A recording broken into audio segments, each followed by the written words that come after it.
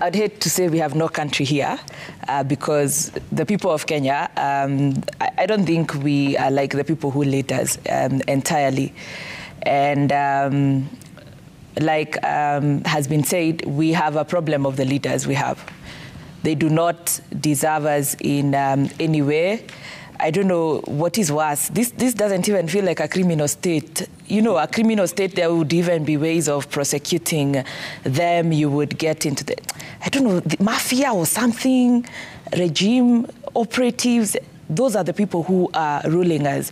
And it is both in government and the people in parliament.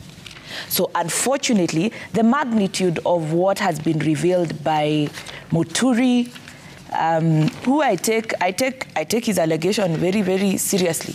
He was supposed to be the principal advisor legal advisor according to the Constitution, and now the deputy president and what they have said. Our Constitution requires that all leaders should be accountable to the public. Ethical leadership that is spelled out in Chapter 6 is that they need to be honest in the execution of their duties and all their actions. Accountability is not to the president, is not to the appointing authority. It is to the people of Kenya. Right. So the Kenya we want right now is one where the ODPP by now should have given us charges. Should have given us charges against the president and the companies that is running, like if the allegations are true, it is almost cartels that are running this country. The Kenya Revenue Authority, because for some of these companies, they've already been, their clear statement that they've been given waivers to come and invest, yet clearly it is a conflict of interest. The EACC, but that is not the case at all. That is not the case currently.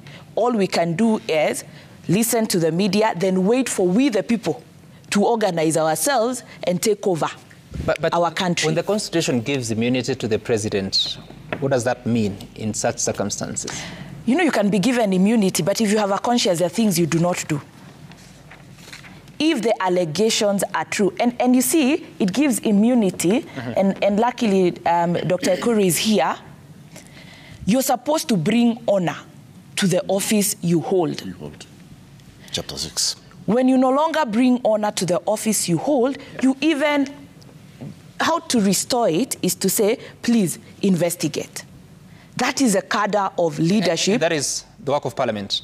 It is the work of parliament, but there's also a personal responsibility.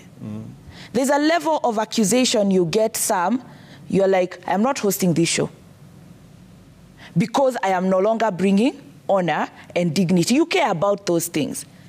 When you have leaders who do not care about their reputation, how they look, that's problematic.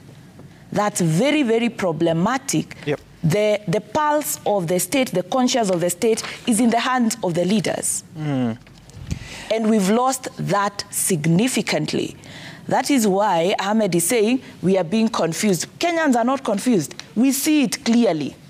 We see it clearly. But our leadership, no, there must be another word for them. They can't be our leaders. There are key words maybe before Komolo comes in. Yeah. The Constitution, Chapter 6, uses the word like, do not demean respect for the people.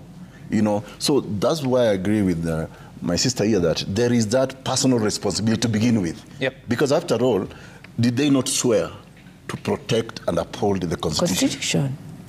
All right. It's not all Kenyans who lifted the Bible or the Quran. It is you as an individual. Yeah. So there is a personal responsibility there.